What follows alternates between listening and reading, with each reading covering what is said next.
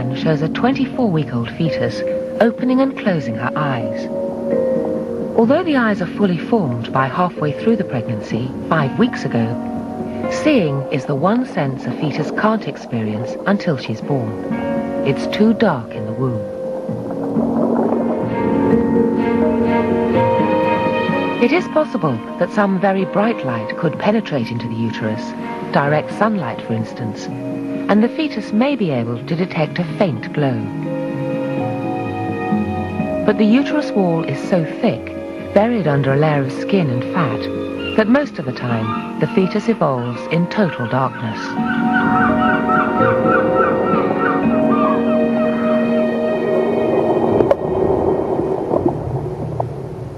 There may be nothing to see, but opening and closing in this way helps the fetus develop the blinking reflex, a reflex that stays with us for life, protecting our eyes from foreign objects, keeping them moist, and shielding them from bright light.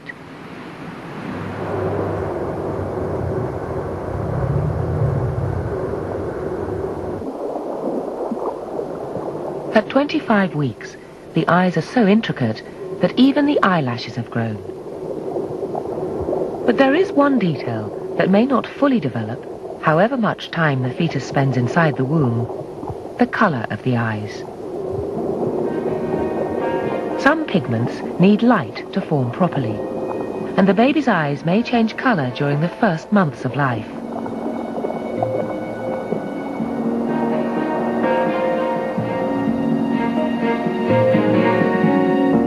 Babies of Asian or African descent will usually be born with dark brown or dark grey eyes that mature to deep brown or black.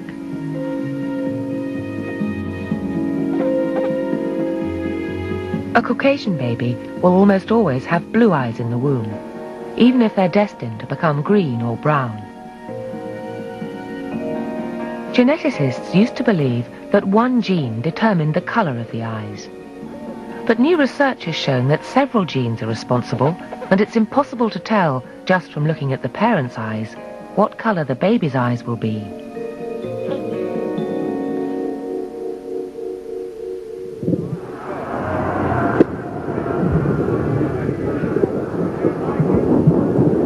Perhaps the most keenly developed of all the fetal senses is hearing.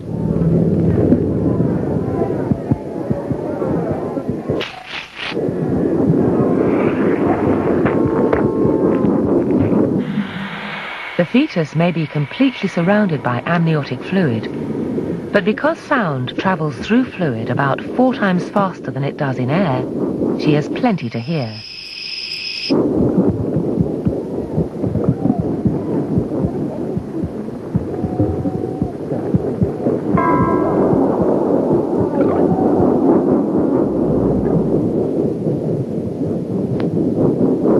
The first sounds the fetus heard, as her ears started picking up vibrations at 13 weeks, were the gurgles and rumbles made by the mother's body.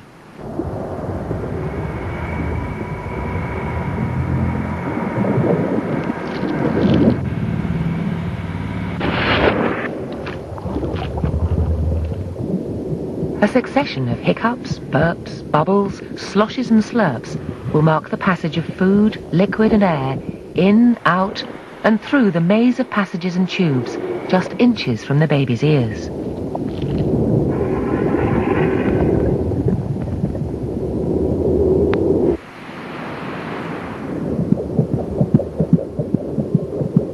The fetus too makes her own noises as she kicks and swishes in the amniotic fluid. She will also hear the competing thuds of heartbeats, her own racing at twice the speed of her mother's, both her constant companions through her time in the womb.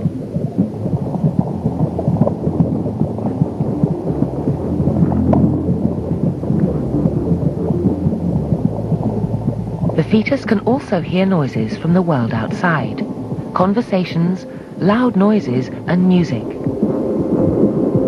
The walls of the womb, together with the abdomen, act as a filter to most of the high frequencies. All sounds will reach the fetus distorted, but higher sounds will be more muffled. only the lower bass notes of a piece of music will have much impact.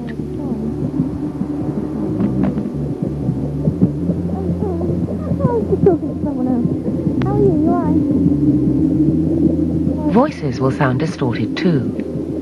Vowels are generally lower in pitch than consonants, so the fetus will just hear the melody of speech without the percussion of consonants. That's not like her at all. The sound of the mother's voice is different from any other, since it travels directly through the fluids of the body. Oh. This may help the baby develop the very different kind of relationship it has with its mother from anyone else.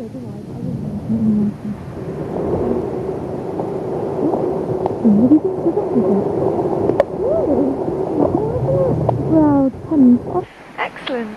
Good luck. See you later. Bye. Hey, Clara, give us a hand. Other voices, like the father's, must pass through air, then fluid, and may not cut through the general background noise.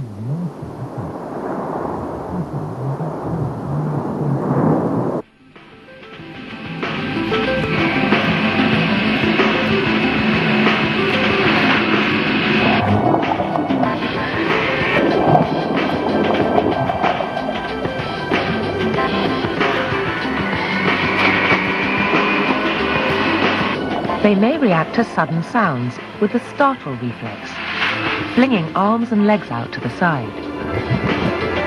The startle reflex is thought to have originated at a time when we were more at risk of being eaten. A sudden noise or touch from a predator will trigger the reflex and cause the arms to fling out to the side in what may be an attempt at self-preservation.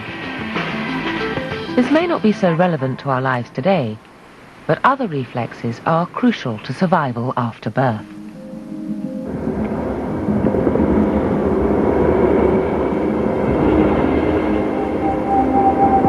In this 4D image, the fetus is swallowing amniotic fluid, and during this trimester, she will swallow up to ½ liter of fluid every day. By swallowing amniotic fluid, the fetus helps maintain the fluid balance in the womb. It also helps her digestive system develop properly.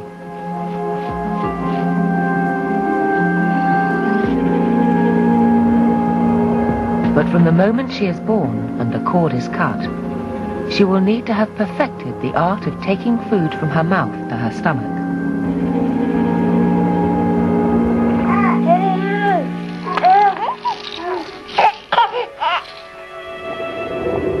Alongside swallowing, one of the most important reflexes to have perfected before birth is sucking. Anything vaguely nipple-sized that comes close to her mouth will trigger her attempts at the sucking reflex. This fetus, aged 25 weeks, first sucked its thumb at about 11 weeks, at which time it may already have begun to develop a lifelong preference for one hand or the other. Ultrasound scans have shown that as soon as thumb sucking begins, a fetus tends to show a clear preference for either the left or right thumb. This left or right-handedness will stay with it for life, something previously thought to kick in only when a child is 3 or 4 years old.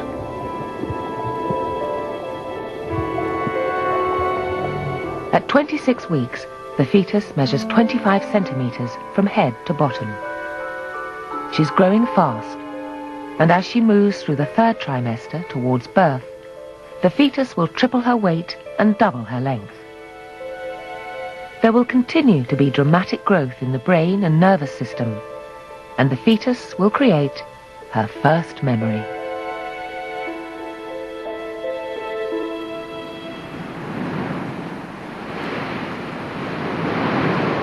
By week 26, it may just be possible to hear the fetal